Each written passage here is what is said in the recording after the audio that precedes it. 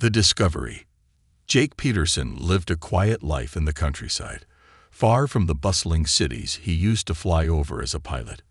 His old hangar, once filled with roaring planes and the hum of machinery, was now a resting place for tools and memories. He spent his days fixing engines and tinkering with old machines, finding comfort in the steady rhythm of his routine.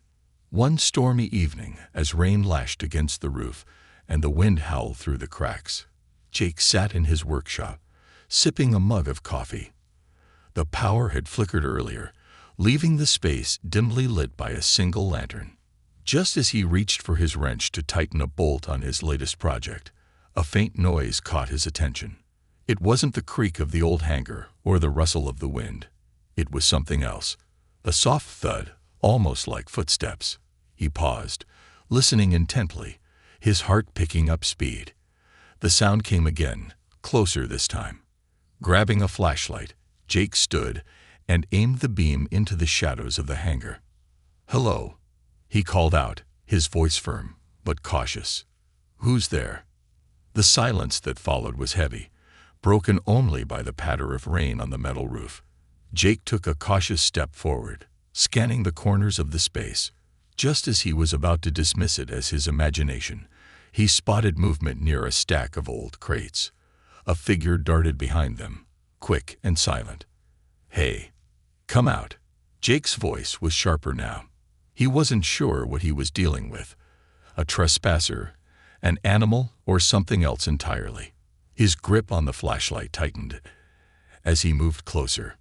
When he rounded the corner, his flashlight landed on a young girl crouched behind the crates. Her appearance made Jake freeze. She looked human, but there was something distinctly otherworldly about her. Her eyes glowed faintly in the dark, a soft, eerie blue. Strange markings ran along her arms, pulsing faintly like veins filled with light. "Please," she whispered, her voice trembling. "Don't hurt me." Jake blinked, struggling to process what he was seeing. The girl looked fragile, her clothes torn and damp, but those glowing eyes and markings were unlike anything he had ever encountered. Who are you?" he asked, his voice softening slightly. The girl hesitated, glancing toward the hangar doors as if expecting someone, or something, to burst in at any moment. "My name is Lyra," she said finally. I need your help." Jake frowned. "Help? What are you doing here? How did you even get in?" "I didn't mean to intrude," Lyra said, standing slowly with her hands raised in a gesture of surrender. "I was hiding. They're after me." Jake's instincts screamed at him to send her away. This was trouble. He could feel it. But there was something in her voice, a mix of fear and desperation, that made him pause. "Who's after you?" he asked. Before she could answer, a distant rumble of engines reached their ears. Lyra's glowing eyes widened, and she darted toward him, clutching his arm. "Please, if they find me, we're both in danger." Jake looked toward the hangar doors, his mind racing. He didn't understand what was happening, but the terror in Lyra's expression was real. "Okay," he said after a tense moment. "You can stay, but you need to tell me everything." Lyra nodded, her grip on his arm loosening. "Thank you," she whispered. Jake led her to a corner of the hangar, away from the doors. As they moved, he couldn't help but notice how silently she stepped, almost as if she didn't touch the ground. He pulled out a folding chair for her and leaned against a nearby workbench, crossing his arms. "Start talking," he said. "Who are you? What are you running from?" Lyra took a deep breath, her glowing eyes dimming slightly as she spoke. "I'm not from here," she admitted. "Not from this planet." Jake's jaw tightened. He had suspected as much, but hearing it confirmed sent a chill down his spine. "You're an alien." "Yes," she said, her voice steady despite the fear in her eyes. "I come from a planet far from here. My ship, it crashed nearby. I was the only one to survive." Jake ran a hand through his hair, glancing toward the hangar doors. "And now someone's after you." Lyra nodded. "They're hunters. They want something I have, something that could destroy your world if it falls into the wrong hands. Jake's stomach dropped. He didn't know if he could believe her, but the urgency in her voice was impossible to ignore. What is it? Before she could answer, the rumble of engines grew louder, accompanied by the faint beam of headlights cutting through the storm outside. Lyra's eyes widened again, and she grabbed his arm. "They're here," she whispered. Jake's pulse quickened. He didn't know what he had gotten himself into, but it was too late to back out now. Grabbing a nearby tarp, he quickly draped it over Lyra, motioning for her to stay hidden. As the sound of vehicles approached, Jake stood in the center of the hangar, his heart pounding. Whatever was coming for Lyra, he knew one thing for sure. His quiet life had just been shattered. The secret revealed. The morning light seeped through the cracks in the hangar's old walls, illuminating the scattered tools and dusty equipment. Jake had barely slept. His mind churned with questions about the strange girl hiding in his hangar. He sat at the workbench, nursing a cold cup of coffee, when a faint rustling drew his attention. Lyra stepped into the light hesitantly, her silver-tinged skin almost glowing in the soft rays of dawn. She had cleaned up a bit, using the water Jake had offered her the night before, but the weight of fear still clung to her like a shadow. "Morning," Jake said, his voice gruff but steady. He gestured toward a stool near him. "You hungry?" Lyra nodded but didn't speak. Jake handed her a piece of bread and watched as she ate it in small, deliberate bites, her glowing blue eyes scanning the hangar as if expecting trouble to burst through the doors at any moment. "Now," Jake said, leaning forward, "I kept my word. I didn't turn you in. But you need to tell me what's going on. What are you hiding? And who's after you?"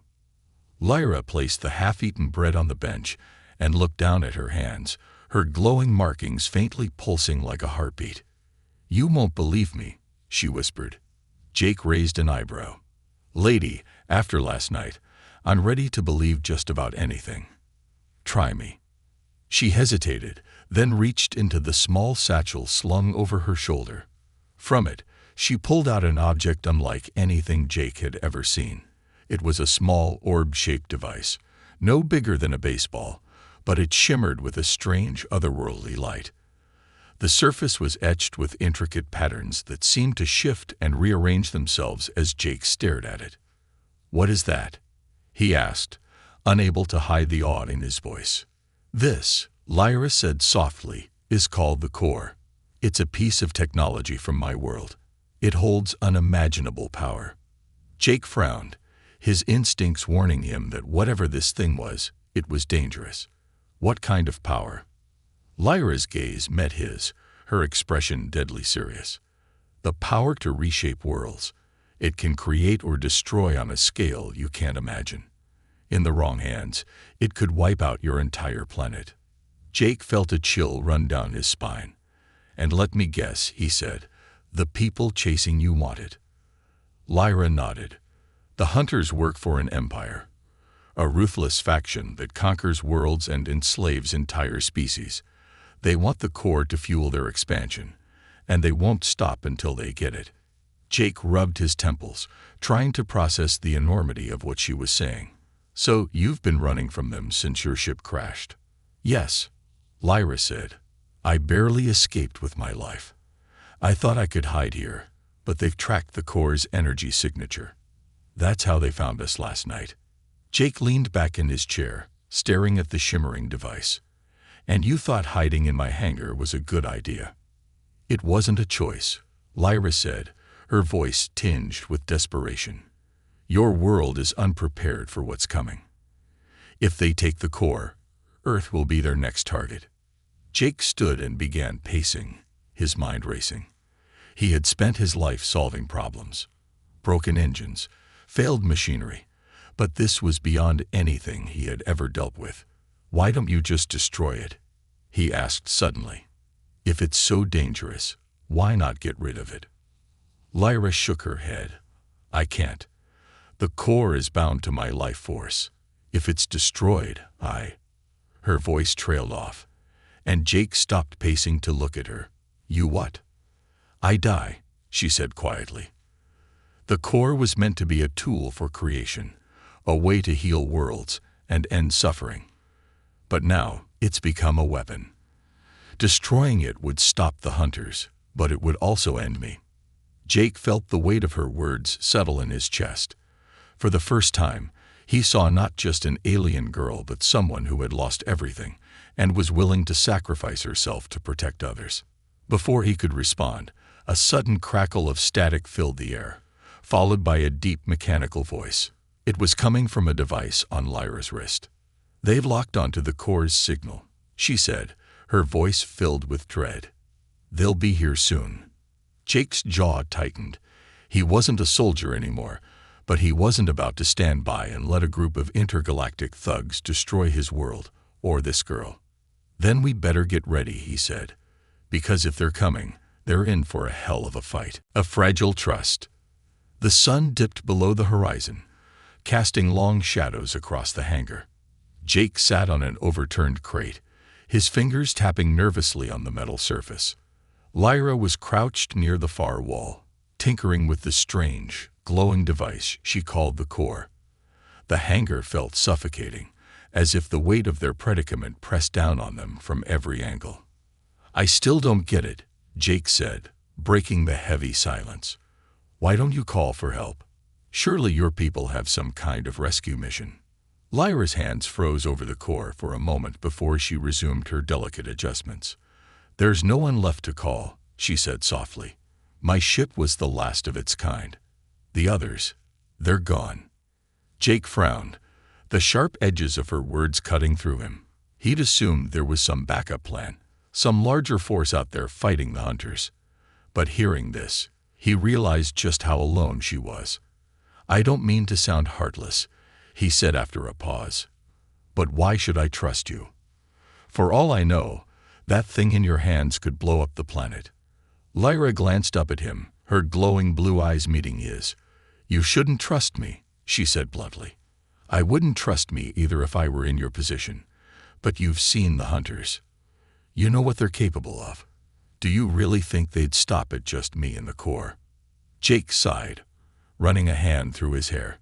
She had a point, but that didn't make this any easier. He had spent his life relying on facts, logic, and a good dose of skepticism. Trusting an alien girl with a world-altering device, that wasn't exactly in his playbook. "Look," Lyra continued, her voice steady, but tinged with urgency, "I know this is asking a lot, but if you help me, I swear I'll do everything I can to keep your world safe." Jake leaned forward, resting his elbows on his knees. "And how do you plan to do that, exactly? You said the hunters can track this thing. They'll keep coming, won't they?" Lyra nodded, a flicker of guilt crossing her face. "Yes. But the core has defenses. I just need time to repair them. Once it's fully operational, I can block its signal, and they won't be able to track us anymore." Jake stared at her, weighing her words. She spoke with such conviction, but he couldn't ignore the gnawing doubt in the back of his mind. Still, what choice did he have? Turning her into the hunters wasn't an option, not after seeing the fear in her eyes and the ruthless determination of their pursuers. "All right," he said finally, standing up. "I'll help you, but you better not be lying to me." Lyra gave him a small, grateful smile. "I'm not. Thank you." Before Jake could respond, a faint beeping sound came from Lyra's wrist device. Her expression shifted instantly, her body tensing like a coiled spring. "They're close," she said, her voice barely above a whisper. "We need to move." "Move where?" Jake asked, glancing around the hangar. "This is the best cover we've got." "Not anymore," Lyra replied, her eyes darting toward the hangar doors. "They've locked onto the signal. If we stay here, we're sitting ducks." Jake grabbed his jacket and a flashlight, his mind racing. "Fine. But if we're leaving, we need a plan. Where do we go?" Lyra hesitated for a moment before answering. "There's an old communication tower a few miles from here. If we can reach it, I can use its equipment to amplify the core's defenses. It'll buy us time." Jake nodded, though he wasn't entirely sure this plan would work. All right, let's do it. But we're taking my truck. No way I'm running through the woods with that thing glowing like a Christmas ornament. Lyra nodded, grabbing the core and securing it in her satchel. Together, they slipped out of the hangar and into the night. The rain had stopped, but the ground was slick and muddy. Jake's truck sat in the clearing nearby, its paint chipped and faded from years of wear. As they climbed into the cab, Jake glanced at Lyra. "You'd better hope this works," he said, "because if it doesn't, we're both toast." Lyra didn't reply, but the determined look in her eyes said everything. She was willing to fight, to risk everything, to protect the core, and maybe even him. As Jake started the engine and the truck rumbled to life, he couldn't shake the feeling that this fragile alliance was only the beginning. They had a long road ahead, and trust would have to be earned one step at a time. For now, though, survival was all that mattered. The truck's headlights cut through the darkness as they sped toward the unknown, their fates intertwined by a device that could change everything. The chase begins. The dirt road stretched into the dark wilderness, winding through dense forests that seemed to close in around them. The hum of the truck's engine was the only sound cutting through the eerie silence of the night. Jake gripped the wheel tightly, his knuckles white. Beside him, Lyra sat with the core clutched to her chest, her glowing blue eyes fixed on the side mirror. "Anything yet?" Jake asked, his voice tense. Lyra shook her head but didn't relax. "Not yet, but they'll find us soon. They always do." Jake didn't need convincing. He had seen the hunter's precision and ruthlessness the night before. If they wanted the core, they would stop at nothing to get it. His old truck wasn't built for a high-speed getaway, but it was all they had. The first sign of trouble came as a flicker of light in the rearview mirror, headlights bouncing on the uneven road behind them. Jake swore under his breath. "They're here," Lyra said, her voice low but steady. Jake pressed the gas pedal to the floor, the engine groaning in protest. "How many?" Lyra glanced back, her expression grim. "2 vehicles. They'll try to box us in." Jake tightened his grip on the wheel. "Not if I can help it." The truck barreled down the dirt road, the tires skidding on the wet ground. The headlights behind them grew brighter, closer. Then came the sound, an ominous whirring that cut through the noise of the truck's engine. "What the hell is that?" Jake shouted. "Drones," Lyra replied, her tone clipped. "They'll disable the truck if they get too close." Jake cursed and swerved the truck sharply to the right, nearly missing a tree. "Can't you use that fancy core of yours to stop them?" "I'm trying." Lyra snapped, fumbling with her satchel. She pulled the core out, its surface glowing brighter as she activated its defenses.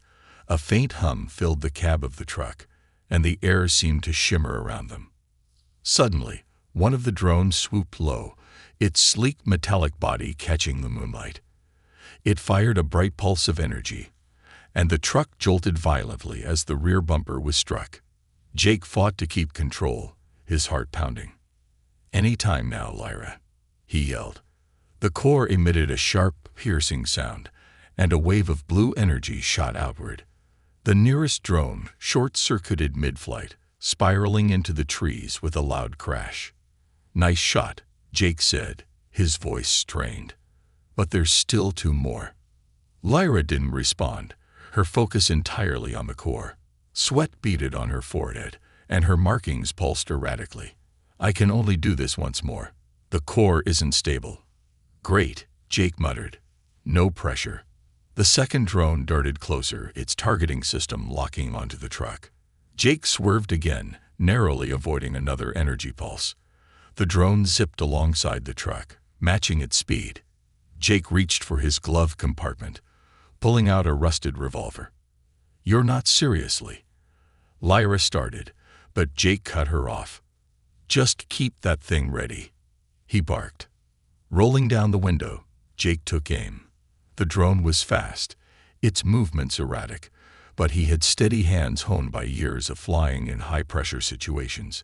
He squeezed the trigger, the gun kicking back as the bullet found its mark. The drone sputtered and veered off course, exploding in a fiery burst against the trees. 2 down, Jake said, exhaling sharply. 1 to go. The last drone hummed back, almost as if it were waiting. Jake glanced at Lyra. What's it doing? Calling reinforcements, she said grimly. We have to lose them now. Working on it, Jake muttered, scanning the road ahead. In the distance, he spotted a narrow bridge spanning a deep ravine. An idea began to form, a reckless, dangerous idea. Hold on, he said, his voice firm. What are you doing? Lyra asked, panic creeping into her tone. Getting creative, Jake replied. The truck roared toward the bridge, the last drone closing in behind them. Just as they reached the edge, Jake yanked the wheel hard to the left, sending the truck skidding sideways. The drone, unable to adjust its trajectory in time, flew straight past them and into the ravine below. Jake straightened the truck and slammed on the brakes, bringing them to a screeching halt.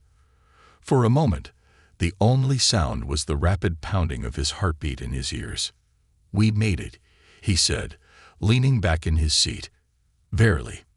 Lyra let out a shaky breath, her hand still clutching the core. That was reckless. Jake shot her a sidelong glance. You're welcome. Before she could respond, the distant rumble of engines reached their ears. Lyra's face paled. They're sending more, she whispered. Jake sighed and restarted the engine.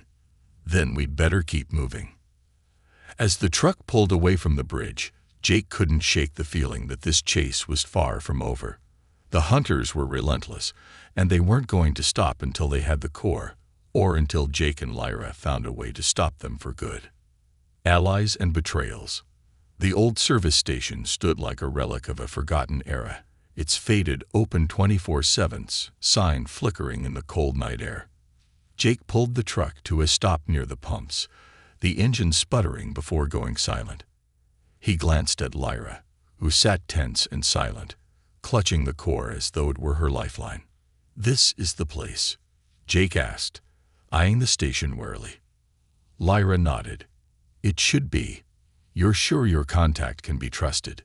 Jake shrugged, reaching for the revolver tucked under his seat. I've known Greg for years. He's a bit rough around the edges, but he's reliable. If anyone can help us get a head start, it's him. As they stepped out of the truck, the night air bit at their skin, and the eerie stillness of the station pressed in on them. The door creaked loudly as Jake pushed it open, revealing the dimly lit interior cluttered with tools, spare parts, and a counter that looked like it hadn't been cleaned in years. Greg, Jake called out, his voice echoing in the empty space. You in here? From the back room, a burly man with a grizzled beard and a grease-stained jacket emerged, a cigarette dangling from his lips. He squinted at Jake, then broke into a grin. Jake Peterson, Greg said, his voice gravelly. Haven't seen you in ages. What brings you to my neck of the woods? Jake forced a smile, but his eyes darted nervously toward the door. I need a favor, Greg. Something big. Greg's gaze shifted to Lyra, his expression turning curious. And who's this? Don't tell me you've gone and found yourself a new co-pilot. Lyra stiffened, her grip on the core tightening. Jake stepped between them, keeping his tone neutral. This is Lyra. She's in trouble, and I'm helping her out. But we got people on our tail, and we need to disappear. Fast. Greg raised an eyebrow. Disappear, huh? Sounds serious. He gestured for them to follow him into the back room. Come on, let's talk. The back room was cramped, filled with shelves of spare parts and a workbench cluttered with half-assembled machinery. Greg leaned against the bench, studying Jake and Lyra with a calculating look. So, who's chasing you? Greg asked, folding his arms. Jake hesitated. He trusted Greg, but how much of the truth could he reveal? Let's just say they're not your average bad guys. We need to get out of their reach, and we need it now. Greg smirked. You always did get yourself into the weirdest messes. All right, I'll help you. for old time's sake. Relief washed over Jake. Thanks, Greg. I owe you. Greg waved him off. Yeah. I'll get you set up with a new vehicle and some supplies. But first, I want to know what's in that bag she's holding so tight. Jake froze, and Lyra's grip on the core tightened further. It's just some personal stuff, Jake said quickly. Nothing you need to worry about. Greg's eyes narrowed. Jake, I've known you long enough to know when you're lying. What's really going on here? Before Jake could respond, the faint sound of engines echoed in the distance. Lyra's eyes widened, and she turned toward the door. They're coming, she whispered. Greg frowned. Who's coming? Jake grabbed Greg's arm. No time to explain. Just help us get out of here. But Greg didn't move. Instead, he reached for a radio on the workbench and spoke into it. They're here. Send backup. Jake's stomach dropped. Greg, what the hell are you doing? Greg sighed, lighting another cigarette. Sorry, Jake. They made me an offer I couldn't refuse. Said they'd make it worth my while if I turned you over. Lyra stepped back, her markings glowing faintly as her fear turned into anger. You betrayed us, she said, her voice low and cold. Jake clenched his fists, his mind racing. You don't know what you've done, Greg. These people aren't just going to pay you off and leave. They'll destroy everything. Greg shrugged. Not my problem. I'm just a mechanic trying to make a living. The sound of engines grew louder, headlights cutting through the darkness outside the station. Jake grabbed Lyra's arm and pulled her toward the back door. We need to go. Now. Greg stepped in their path, a smug grin on his face. You're not going anywhere. Without hesitation, Lyra raised the core, and a pulse of blue energy rippled through the room. Greg stumbled backward, his cigarette falling from his lips as the lights flickered and the machinery sparked wildly. Jake didn't wait to see what would happen next. He yanked the back door open, and they sprinted into the night. The hunters' vehicles were closing in, their searchlights sweeping the area. Where do we go now? Lyra asked, her voice shaking. Jake glanced back, his jaw tight. Anywhere but here. As they disappeared into the forest, the sound of the hunters' vehicles filled the air, and Jake realized that trust had become a luxury they could no longer afford. The final stand. The forest was alive with shadows, the sound of snapping twigs and crunching leaves underfoot blending with the distant hum of the hunters' vehicles. Jake and Lyra pushed through the dense undergrowth, their breaths coming in sharp, shallow gasps. The glow of the core, tucked tightly against Lyra's chest, was the only source of light in the suffocating darkness. We can't keep running, Jake said, his voice low but firm. They're closing in. We need to make a stand. Lyra hesitated, her glowing blue eyes scanning their surroundings. If we fight here, we'll be cornered. There's no cover. Jake stopped and turned to face her, his face grim but resolute. Then we find the high ground. There's a ridge about a mile up. If we can get there, we'll have the advantage. Lyra nodded, her grip on the core tightening.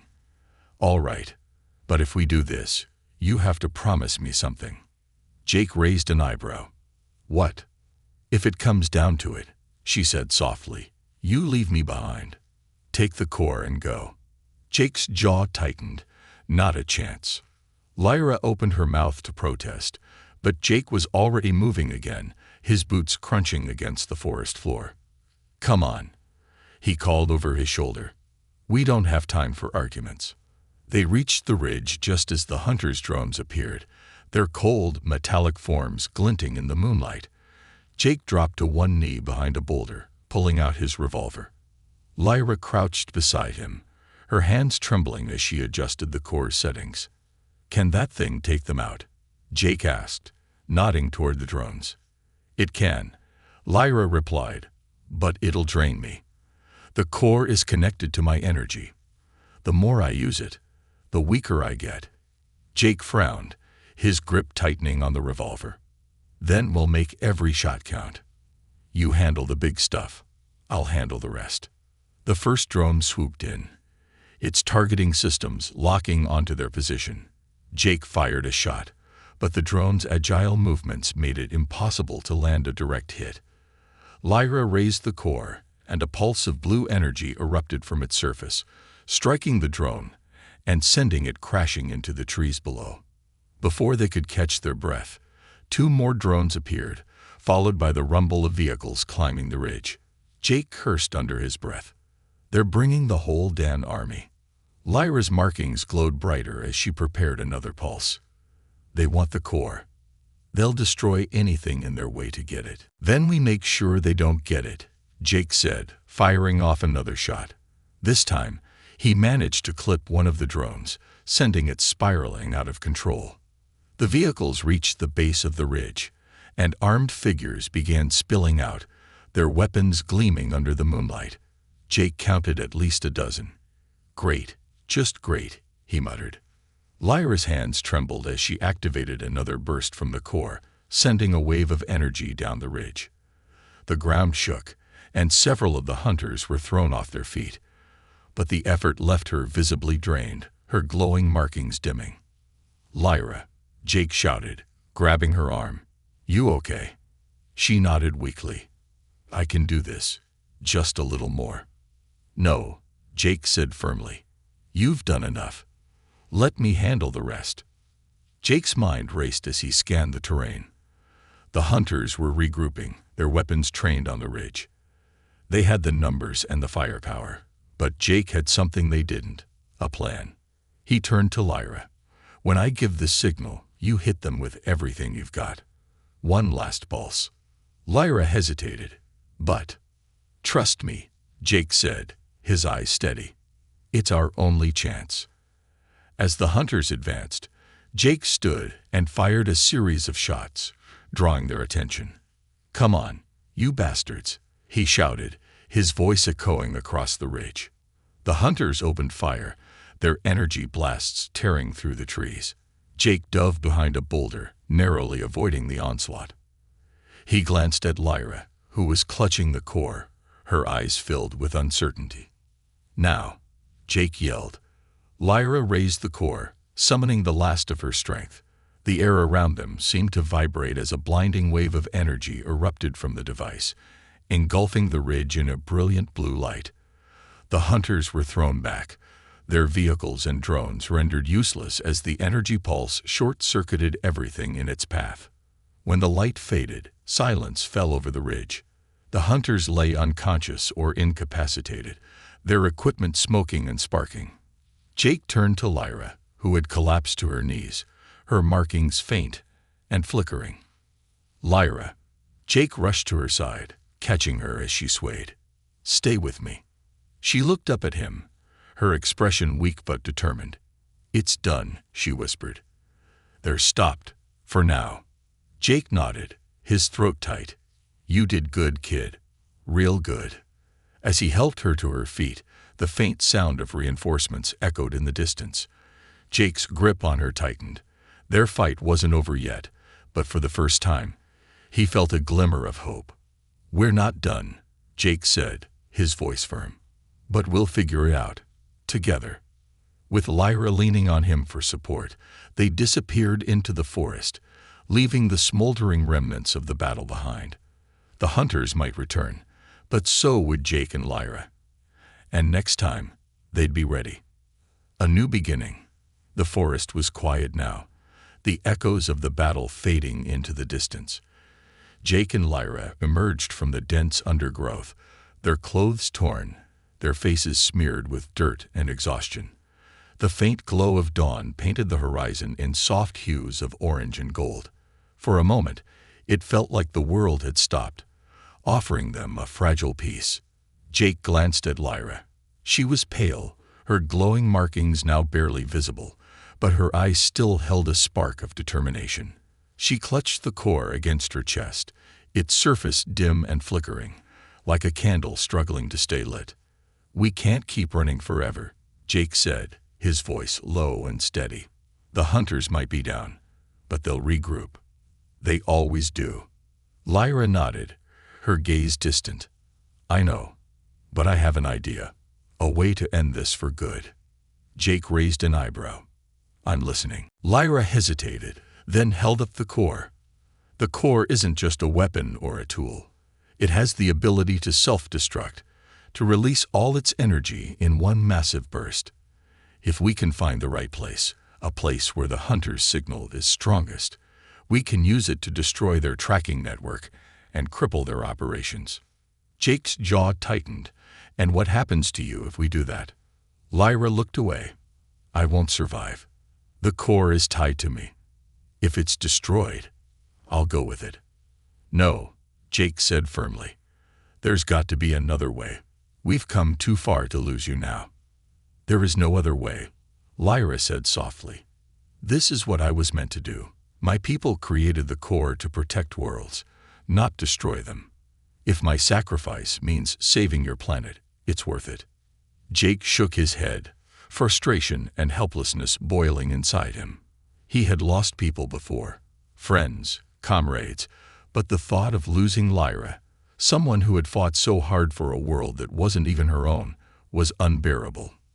Let's not write the ending just yet, Jake said, his tone softer now. We'll find the strongest signal, but we'll figure out a way to get you out of this alive.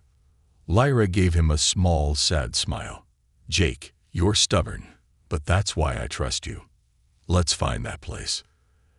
They traveled for hours, using Lyra's wrist device to track the hunter's strongest signal. It led them to an abandoned satellite station perched on a rocky hilltop. The building was old and crumbling, its massive dish tilted toward the sky like a relic from another time. This is it, Lyra said, her voice resolute.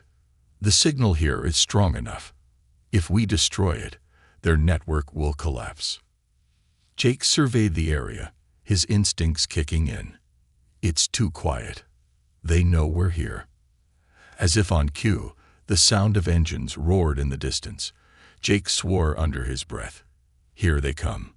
Lyra placed the core on the ground, its glow intensifying as she began to activate its final sequence. I'll need time to charge it for the detonation, she said. You'll have to hold them off. Jake nodded, his grip tightening on his revolver. You focus on the core. I'll buy you all the time you need. The hunters arrived in force. Drones, vehicles, and armed soldiers swarming the hilltop. Jake took cover behind a rusted piece of equipment, firing off shots to slow their advance. Each bullet felt like a drop in the ocean, but he refused to give an inch. Almost there, Lyra shouted, her hands moving frantically over the core's surface. Jake ducked as an energy blast tore through the air above him. He glanced over his shoulder to see Lyra's markings glowing brighter than ever, her connection to the core surging with intensity. You've got this, Lyra, he yelled, firing another shot. The core began to hum, its light growing blindingly bright. Lyra looked up at Jake, her expression a mix of determination and sorrow. Jake, thank you. For everything. No, Jake said, his voice breaking. We're not saying goodbye. Not like this. Before Lyra could respond, a deafening explosion rocked the hilltop. The core released a massive wave of energy, engulfing everything in a brilliant blue light. Jake shielded his eyes as the hunters' forces were obliterated, their machines reduced to smoking rubble. When the light faded, the world fell silent. Jake lowered his arm and looked around. The hunters were gone, their presence wiped from the hilltop. But Lyra was nowhere to be seen. No, Jake whispered, his heart sinking. Lyra. As he stumbled toward where she had stood, a faint glow caught his eye. It was the core, now dark and lifeless, lying on the ground.